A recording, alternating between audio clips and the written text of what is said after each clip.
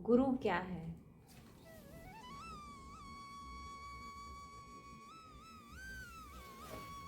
गुरु गुरु क्या है और शिष्यता क्या है? पहले एक ही चीज में चर्चा करते हैं कि गुरु क्या है। ये समझ में आ जाए कि गुरु क्या है तो शिष्यता अपने आप समझ में आ जाएगी। गुरु को लोग कहते हैं कि भगवान का दर्जा दिया गया है, कोई कहते हैं कि ब्रह्म के बराबर है, लेकिन हमारी समझ में तो यही आता है कि गुरु से बड़ा दुनिया में दूसरा कोई है। गुरु जो है सबसे बड़ा है और ऐसी कोई वस्तु नहीं है जो गुरु के द्वारा प्राप्त ना हो सके। मतलब गुरु चाहे तो शिष्य को बहुत ऊपर तक पहुंचा सकते। तो इसका मतलब क्या है कि गुरु परमात्मा से भी बड़ा है। गुरु हमारे जो हैं जिनकी हम सानिध्य में हैं, और वैसे तो गीता के अनुसार देखा जाए तो कृष्णम वंदे जगत। सारे संसार का जो गुरु है वो क्या है? गुरु। और बाकी तो ये सब संसार में जो घूम रहे हैं ना, ये मर्यादा के भीतर है। हमने इसको मान लिया, तुमने हमको मान लिया, इसने इसको मान लिया, तो ये सब रास्ता दिखाने वाले। लेकिन यहाँ गुरु भी दो तरह के होते हैं। एक तो गुरु और एक सदगुरु। एक गुरु और एक सदगुरु। अब गुरु शब्द क्या है? तो जैसे आप रास्ता भूल रहे हैं, भैया मुझे यहाँ से सागर पाड़े जाना है, ना भैया ऐसे जाके ऐसे चले जाए, वो भी गुरु है। क्या है? गुरु है, क्योंकि वहां तक देखी वहां तक ही रास्ता बताया। ऐसे ही आपकी अगर और कोई चीज समझ में नहीं आ रही, वो उसने बता दी, तो वो भी गुरु है। मतलब अपन को जो रास्ता दिखा रहा है, जो ज्ञान दे रहा है, वो सब गुरु है। और दूसरे होते हैं सदगुरु। वो संसार का ज्ञान नहीं देते कि तुझे कहाँ जाना है, कि तुझे आगरा जाना है, कि दौलतपुर जाना है, कि कुछ कमाना है, कि कुछ खाना है। संसार के जो गुरु हैं, केवल जो गुरु हैं, वो केवल यहीं तक सीमित है। वो यहीं तक का रास्ता दिखा सकते हैं, यहीं का बताएंगे तुम्हें, और उसी में लगाए रखेंगे।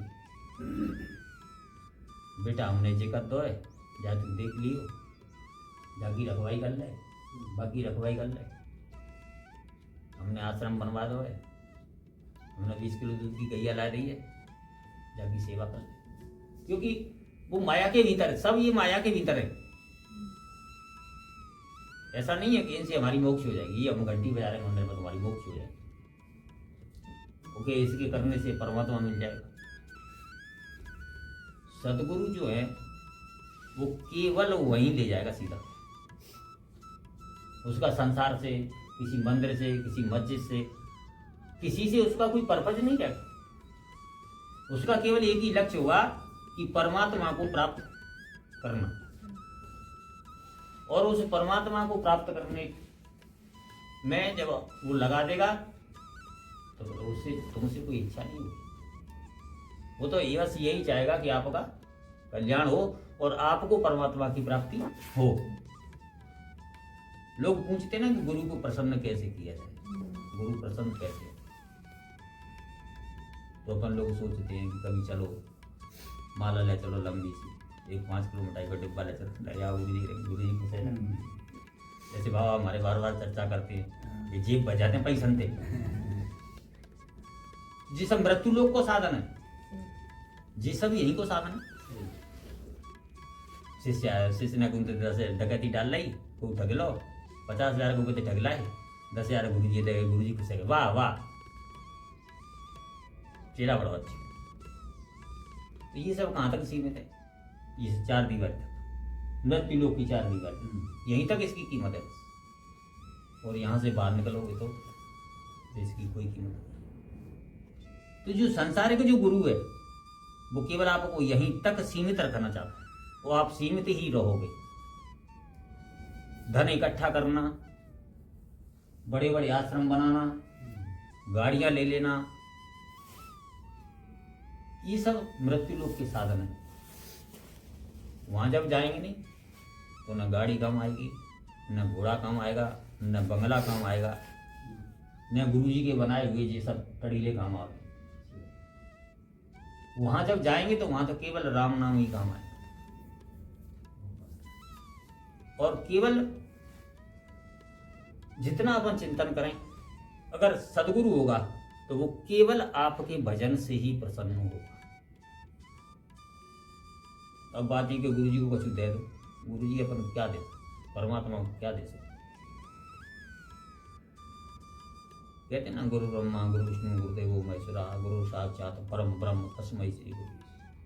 और जी तो परमात्मा है तो उसको अपन क्या दे सकते हैं? मैया के दरबार में हम खड़े हैं, हम के भोग लगाएंगे, हम कहाँ से भोग लगाएंगे, कहाँ से माला पहनाएंगे? तो उसकी इच्छा होगी तो मंगवाएगी। अब तुमसे मंगवाए, इससे मंगवाए, इससे मंगवाए, जिससे उसे मंगवानी होगी और गले में पहननी होगी वो मंगवा लेगी। और गुरु को हम समय समय पर पूजा करते हैं तो उससे प्रसन्नता नहीं, प्रसन्नता तो हो सकती है। संसार के गुरु संसार में मृत्यु लोक में रह रहे हैं, अगर माया में अगर वासना है तो वो आपके धन से, आपकी माया से, आपके फूलों से आपको देख के प्रसन्न हो सकते,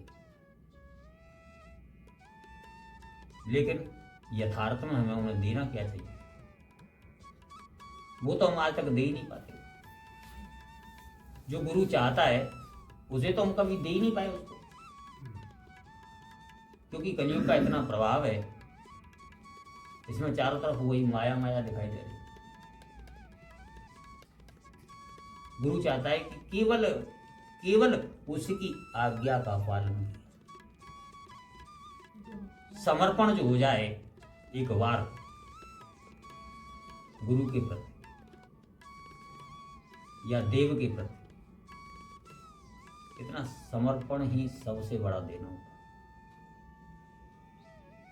लोग कहते हैं गुरुजी हमसे कभी कुछ कहते ही नहीं है। तो जो सदगुरु होते हैं ना वो जानते हैं, वो मां को लेते हैं। हम कभी आज्ञा नहीं देते किसी को किसी काम करने की। क्यों नहीं देते आज्ञा? कि हम समझ लेते हैं कि ये व्यक्ति काम तो करेगा लेकिन इसके मन में फिर कष्ट होगा। क्यों? कि समर्पण नहीं है। समर्पण उनसे कभी कहा नहीं जाता किसी कार्य के लिए। जब समर्पण हो जाएगा तो गुरु आज्ञा देंगे। शिष्य को तो इस तरह से 24 घंटे नजर टिकाए रखनी चाहिए जैसे कौआ की निगाह होती, काग चेष्टा, कौआ की सी निगाह। कौआ की तो निगाह तो कहीं डीम उठाए हुए रहते, लेकिन नीचे से कोई पत्थर उठाए तो उठाते ही मैं उठ जाऊं। लेकिन यही भाव रहे कि कब गुरु मुझे आज्ञा देंगे और मैं कब उनका कार्य करूंगा। बाकी ये नहीं तो उनके पांव पकड़ के बैठ रहो तुम नहीं, उनकी आज्ञा का निरंतरता में ध्यान रहे कि वो कब क्या कहते हैं और मेरा ऐसा सौभाग्य हो कि वो मुझे आज्ञा दें और मैं सेवा करूं। और ये सब कब होगा? तब पूर्ण रूपेण समर्पण हो जाएगा। अभी तो हम देखते किसी से कुछ कहते नहीं। अगर तुम बाजारते का चूल्हा दे दोगे तो समर्पण हो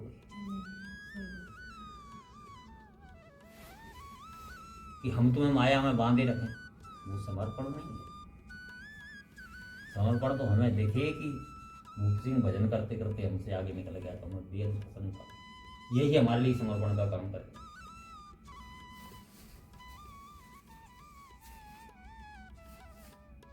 गुरु जितना तुम्हें डांटेगा ना, वही तुम्हारे लिए कल्याण का मार्ग बनेगा।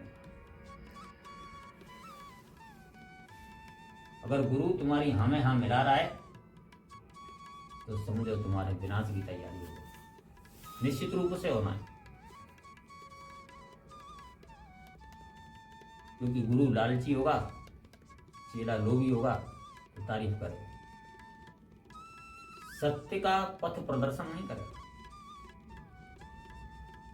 क्योंकि हमें भी कभी कभी लगता है, शिष्य आते हैं, पैसे वाले नौकर पेशा, तो वो आते हैं तो हमको भी डर लगता है। क्यों लगता है? क्योंकि अभी माया के भीतर दायरे में है। तो जैसे कोई 10 किलो हवन सामग्री कह गया कि मैया का हवन कराना है और 10 किलो हवन सामग्री लेकर के आऊंगा, तो वो कैसे लाएगा? हम उसको सत्य असत्य का पाठ नहीं पढ़ा सकते, क्योंकि हवन सामग्री की जरूरत हवन कराने की हमको है। अब चाहे वह धर्म से लाए चाहे धर्म से लाए, तो हमको लालच है और उसको लोभ है। तो ऐसे लोगों का क्या होता है कि लोभी गुरु लालची चेला हो जाए, वो नरक में ठेला। तो ऐसे लोगों का कल्याण नहीं होता। गुरु वही है जो सत्य का मार्ग दिखाए और शिष्य हो जिसका पूर्ण रूपेण समर्पण। जब तक पूर्ण रूपेण समर्पण नहीं होगा, जब तक न तुमको कुछ मिलेगा न हमको कुछ मिलेगा। इसलिए सत्यता को स्वीकार करो और निरंतरता, चाहे आपके पास कुछ है या नहीं है, लेकिन उन्होंने जो रास्ते आपको बता दिए ना, आप उन पर चले जाए।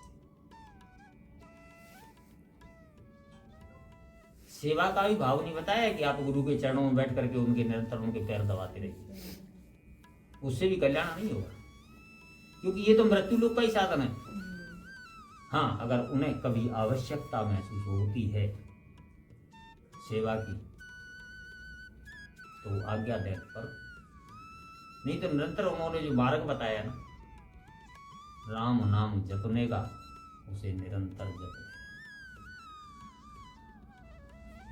और सदगुरु वही है जो आपको परमात्मा से मिलाए, ना कि अपने तक सीमित रखे, संसार तक सीमित रखे।